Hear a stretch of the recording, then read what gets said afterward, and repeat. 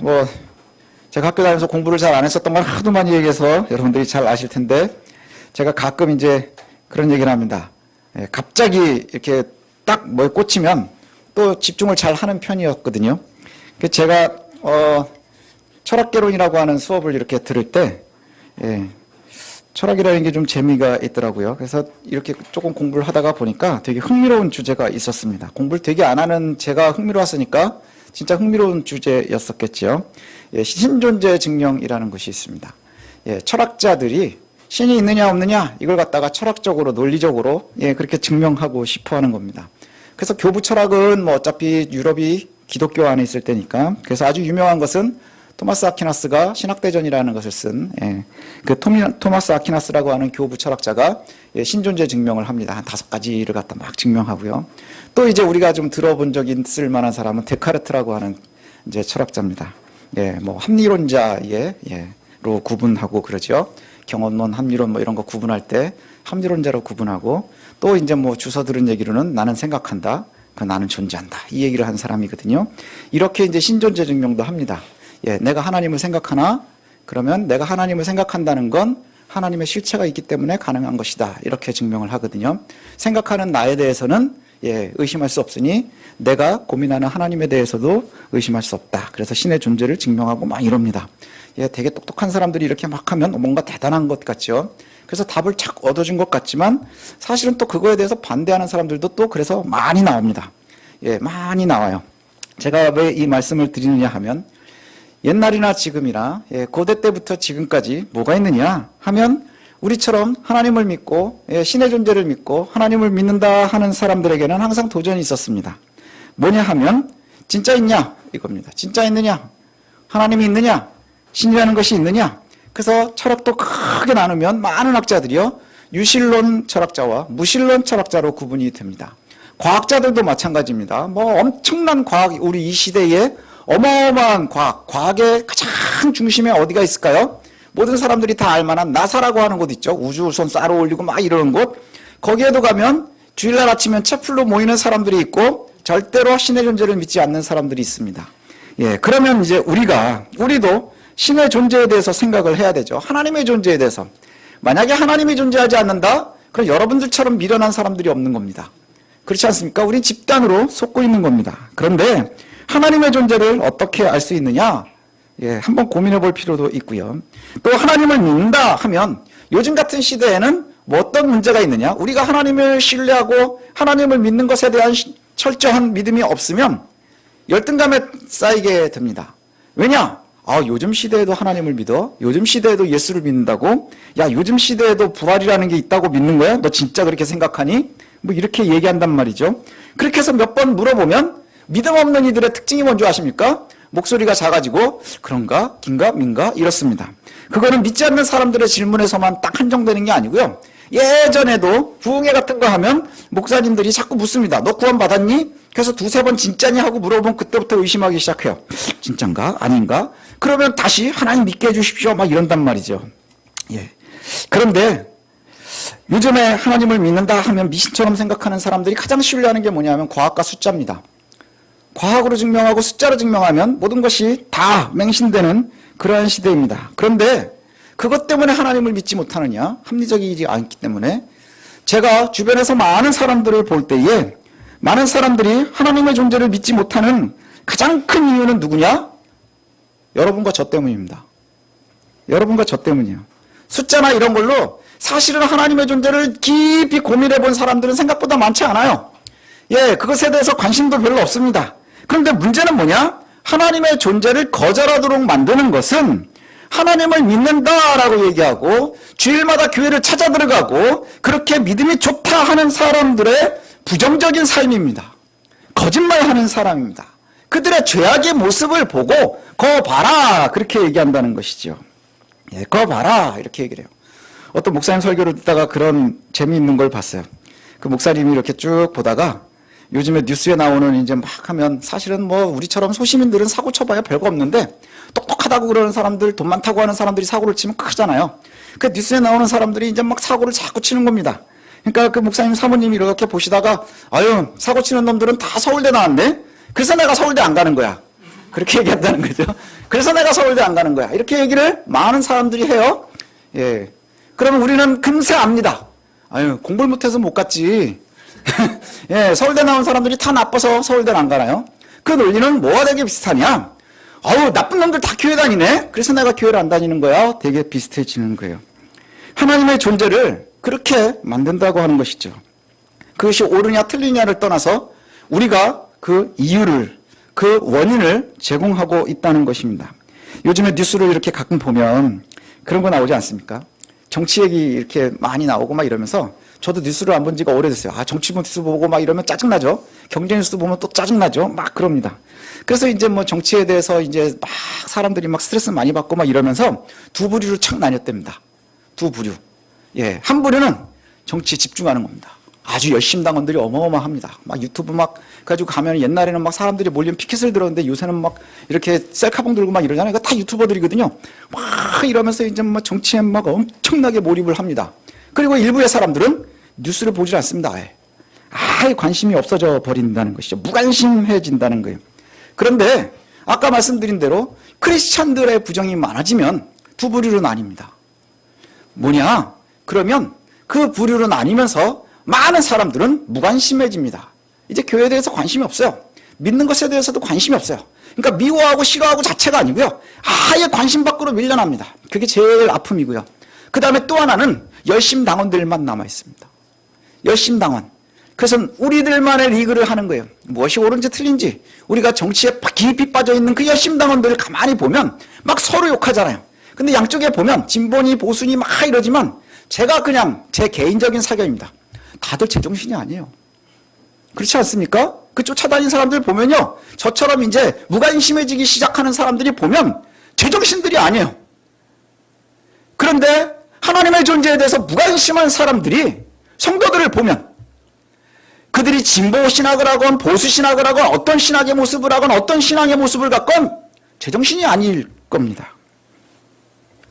예, 이게 우리의 아픔이라는 것이죠. 지금 현재의 아픔입니다. 예수님께서는 우리를 구원하시고 우리에게 마지막 주신 명령이 뭐예요? 땅끝까지 이르러 복음을 전해라.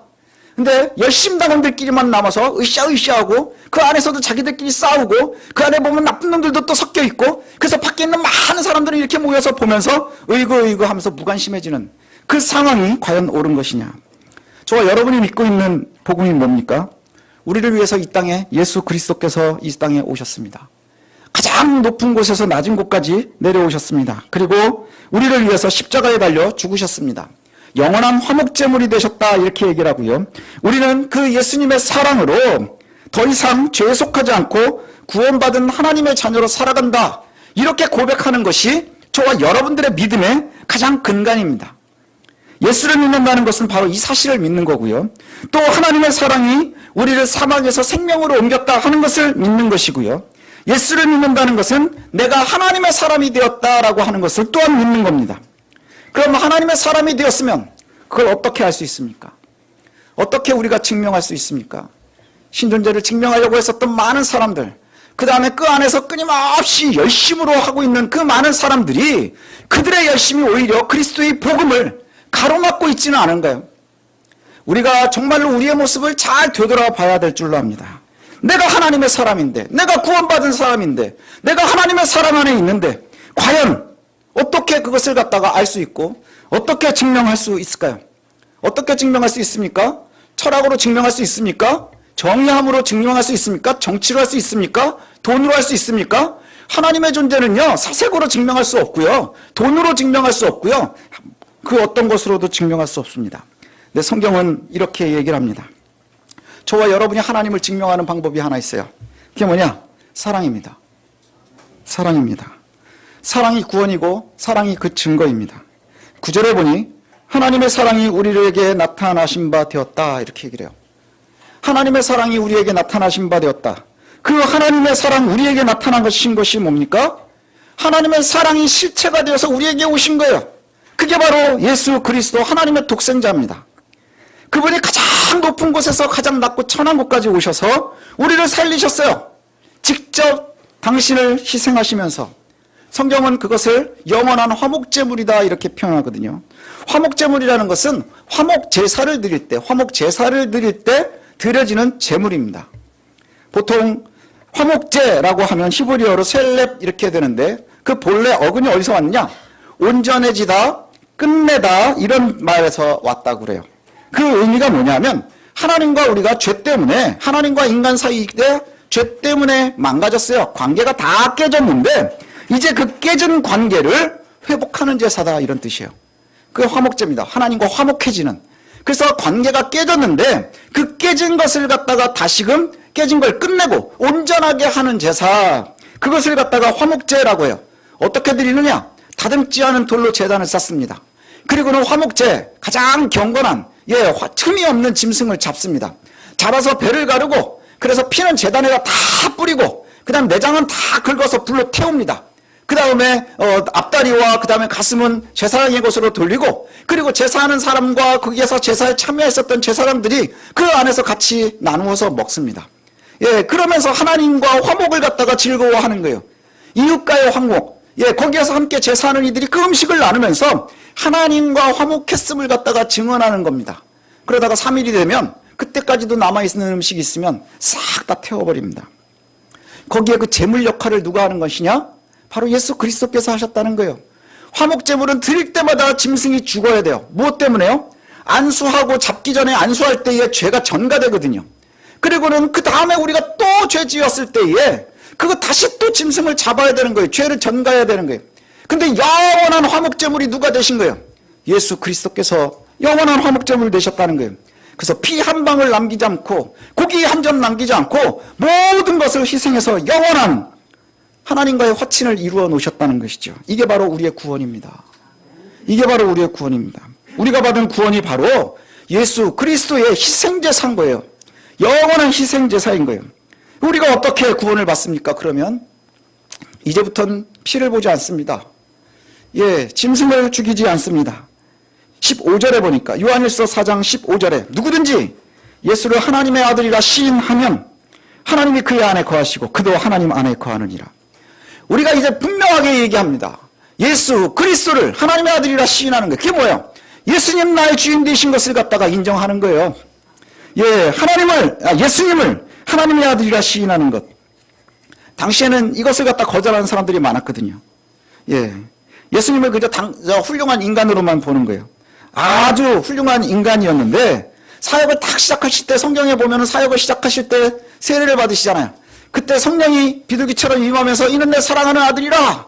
그때 아주 훌륭했었던 인간 예수에게 그리스도가 임하는 거예요. 그리고는 사역을 하신 다음에 십자가에서 달려 죽기 전에 떠나셨다는 거예요. 그래서 고난을 오로지 인간 예수가 받았다. 이렇게 얘기하는 그것이 바로 이제 영지주의의 대표적인 생각입니다. 제가 이걸 가만히 생각하다 저는 뭐 그렇게 철학도 모르고 뭐 이렇게 생각이 단순해서 그 사람들은 되게 이상한 걸 믿네. 그래서 생각을 했어요. 왜냐? 그 인간 예수가 사기당한 거잖아요. 그리스도한테. 예수가 그리스도입니다. 예수님이 참 하나님이시고요. 참 인간으로 이 땅에 오신 겁니다. 성경에 분명히 그렇게 말씀하고 있어요. 성경은 분명히 우리에게 이 땅에 오신 독생자가 영원한 희생 제물이 되셨습니다. 그것이 바로 하나님의 사랑의 증명입니다. 예수를 하나님의 아들이라 시인하는 자들은 골고다 십자가에서 죽고 부활하시고 승천하신 참 인간이고 하나님이신 그 예수 그리스도를 믿는 사람들입니다. 그들이 구원받은 거예요. 누굽니까? 저와 여러분입니다. 저와 여러분이 구원받은 자들이에요. 공로가 없어도 됩니다. 저처럼 공부를 잘 못했어도 됩니다. 건강하지 못해도 됩니다. 돈이 없어도 됩니다. 그런데 예수 그리스도를 잘 알지 못하면 돈으로 구원받고 싶어하는 사람들이 생기고 권력으로 도움받고 싶어하는 사람들이 생기고 지혜로 구원받고 싶어하는 사람들이 생긴다는 것이죠. 근데 오늘 성경이 우리에게 분명하게 이야기합니다. 예수를 시인하는 자가 구원받는 겁니다. 예수를 시인하는 자가 구원받는 거예요. 그리고 또 우리가 15절부터 18절 참 중요해서 우리가 함께 한 목소리로 좀 크게 같이 읽었으면 좋겠습니다. 오늘 본문 15절부터 18절까지의 말씀입니다. 다 찾으셨으면 함께 읽겠습니다. 시작. 누구든지 예수를 하나님의 아들이라 시인하면 하나님이 그의 안에 거하시고 그도 하나님 안에 거하느니라. 하나님이 우리를 사랑하시는 사랑을 우리가 알고 믿었노니 하나님은 사랑이시니라. 사랑 안에 거하는 자는 하나님 안에 거하고 하나님도 그의 안에 거하시느니라. 이로써 사랑이 우리에게 온전히 이루어진 것은 우리로 심판날에 담대함을 가지게 하려 함이니 주께서 그러하심과 같이 우리도 이 세상에서 그러하니라.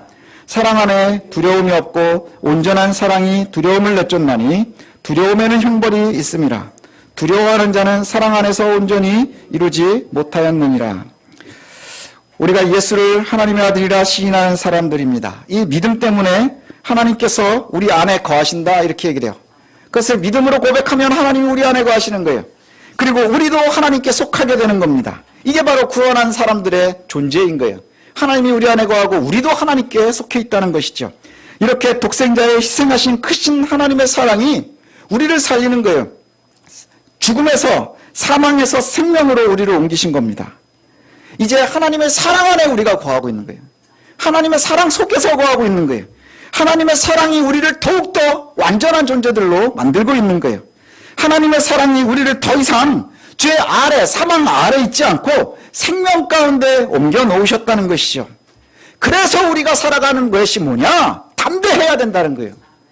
아까 처음에 말한 대로 너 이거 진짜 맞아? 한 두세 번만 물어보면 긴가 아닌가? 이게 아니고요. 우리가 담대할 수 있어야 된다는 거예요. 물어보면 담대하십시오. 근데 그 담대함이라는 게 그냥 생기느냐 하는 거예요. 담대 그럼 그냥 생깁니까? 제가 담대함 이러면 유격 갔을 때 절벽에 매달려가지고 이렇게 이제 레페리라는 걸 해요. 절벽 레페리라는 걸 이제 했었는데. 그럼 이렇게 니은자로 만들어라. 그래요. 그럼 막 겁나잖아요. 그럼 조교들이 쓸데없는 거를 지키는 것 중에 하나가 뭐냐면 애인 있습니까? 이런 거 물어봐요.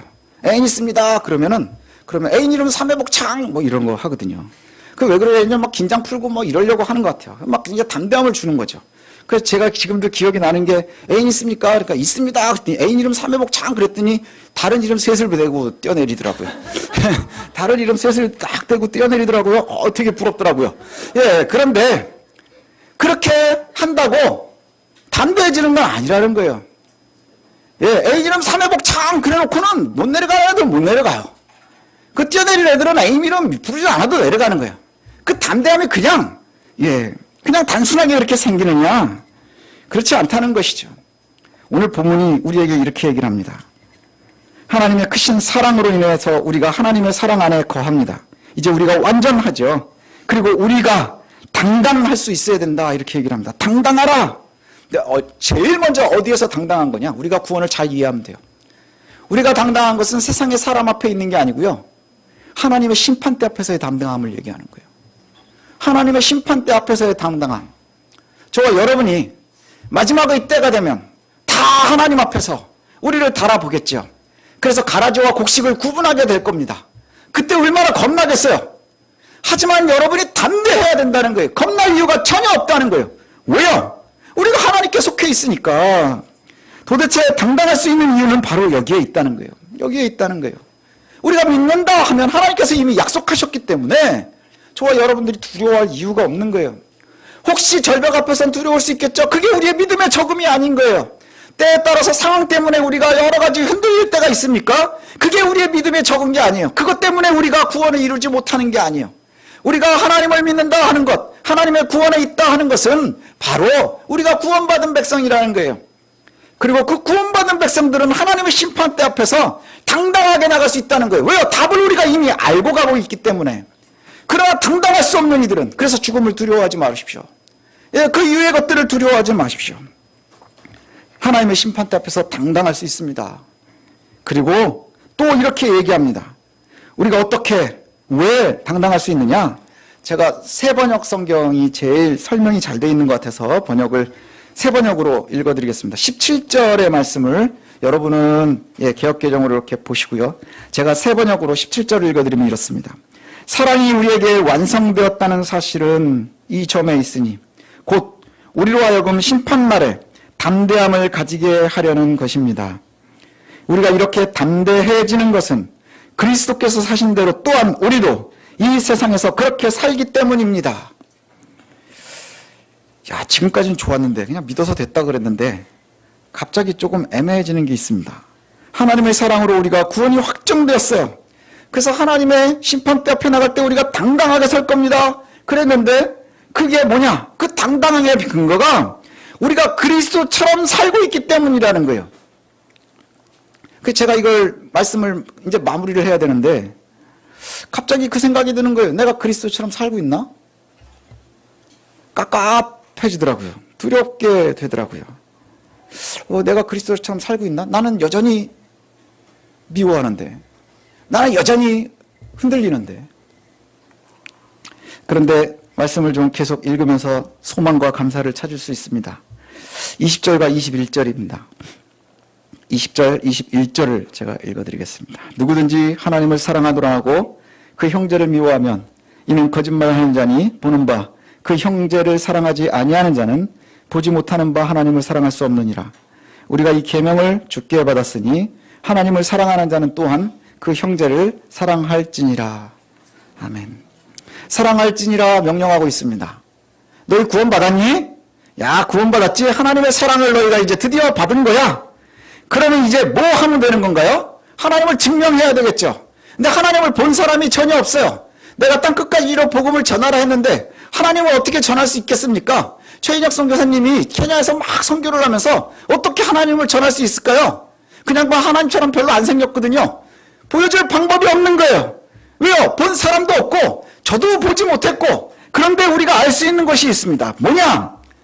우리가 형제를 서로 사랑하면 그것 때문에 그들이 하나님을 알게 될 거라는 거예요. 사랑이 답입니다. 사랑이 답이라는 거예요. 그리고 우리가 이 계명을 주께 받았으니 너희가 하나님을 사랑하니? 그럼 너희도 형제를 사랑해야 하는 거야 라고 얘기하고 있는 거예요. 사랑해야 하는 거야. 여러분, 우리의 믿음은 항상 증명되어야 합니다. 증명되어야 해요. 그냥 확신으로만 끝나는 게 아니고요. 계속해서 증명되지 않으면 우리는 항상 흔들리게 되어 있는 겁니다. 여러분, 구원이 받았다는 것을 증명해 보십시오.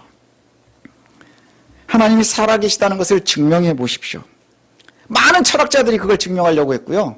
과학자들도 증명해 보려고 했고요. 하나님을 믿는다는 사람들은 자신이 쌓아놨었던 그 모든 공적들로 하나님의 존재를, 하나님이 살아계시다는 것을 증명해 보고 싶어 합니다. 그런데 성경은 하나님을 본 자가 없다 이렇게 얘기를 해요.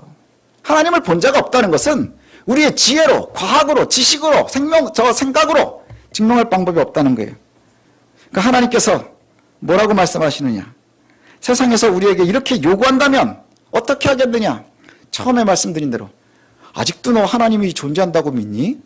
아직도 부활이라는 것을 믿니? 아직도 마지막 때에 그리스도께서 다시 오실 거라는 걸 믿니? 어떻게 증명하실 겁니까? 12절에 어느 때나, 이 얘기는 어느 때나는 옛날이나 지금이나요. 앞으로도 그럴 겁니다. 하나님을 본 사람이 없으되 만일 우리가 서로 사랑하면 하나님이 우리 안에 거하시고 그의 사랑이 우리 안에 온전히 이루느니라. 우리가 서로 사랑하는 것이 구원받은 증거입니다. 사랑을 위해서 노력해야 합니다. 우리가 서로 사랑하는 것이 하나님의 살아계심에 대한 증거입니다. 왜 사람들이 그리스도인들을 보면서 교회를 거부할까요? 사랑을 잃었기 때문입니다. 많은 사람들이 드러나는 그리스도인들의 모습은 뭡니까? 사기꾼이에요. 그렇지 않습니까? 사기꾼이고 정신 나간 종교인들이고 그 다음에 거짓말하는 사람들이고 나쁜 짓 하는 사람들입니다. 그러나 교회가 힘이 있을 때를 한번 생각해 보십시오. 교회가 돈이 있어 힘이 있었던 것이 아니에요. 권력이 있어서 힘이 있었던 것이 아니에요. 그리스도의 복음이 힘이 있었는데 그것은 바로 성도들의 사랑이었다는 거예요. 우리가 서로 사랑하면 하나님의 사랑의 힘을 증언하는 겁니다. 형제가 우리에게 하나님을 보이라고 요구하면 그를 그리스도의 사랑으로 품으십시오. 그게 증언하는 겁니다. 그가 하나님의 사랑 안에 거할 수 있게 하시면 그가 알게 될 겁니다. 미움과 저주와 갈등이 세상을 주도하는 것처럼 보이지요. 그렇죠? 보면 더 많이 미워하는 놈이 이기는 것 같거든요. 더 많은 놈이, 더 많이 사람들을 선동하고 거짓말하는 사람들이 세상의 권력을 다 가져가는 것 같아 보이잖아요. 그래서 사람들이 권력으로부터 관심 없어지고 돈으로부터 자꾸 매이게 되는 것 아닙니까? 그런데 그렇게 보일지라도 저와 여러분들은 하나님의 사람입니다. 하나님의 사람은 영원한 희생제물이셨던 예수 그리스도의 사랑으로 세상을 이기는 사람들인 거예요. 세상을 이기는 사람들인 거예요. 똑같이 미워하는 방법으로, 똑같이 저주하는 방법으로, 함께 갈등하는 방법. 그러면 그렇게 하고 더 미워하고 복수하면 잠깐은 만족할 수 있겠죠. 그러나 우리가 영원히 이길 수 없습니다. 오랜 시간 이길 수 없습니다.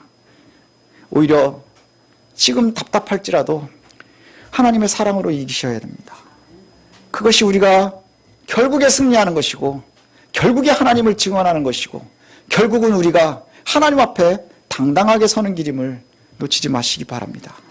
서로 사랑하면 그 안에 하나님께서 우리와 함께 계시고, 우리가 그에게 속해 있고, 아무도 하나님을 본 사람이 없지만 우리가 서로 사랑하면 그들에게 우리가 하나님을 보이는 겁니다. 하나님의 살아계심을 증명하는 겁니다. 누구에게 증명하나요? 내 주변에 있는 이들에게도 증명하지만 나 자신에게도 증명하는 거예요. 내가 믿음이 좋다는 것이 많이 금식하는 게 아닙니다. 하나님의 원하시는 삶을 사는 것입니다. 하나님이 원하시는 삶을 사는 것. 17절 세 번역으로 다시 한번 읽어드리고 말씀을 마치겠습니다. 사랑이 우리에게 완성되었다는 사실은 이 점에 있으니 곧 우리로 하여금 심판날에 담대함을 가지게 하려는 것입니다.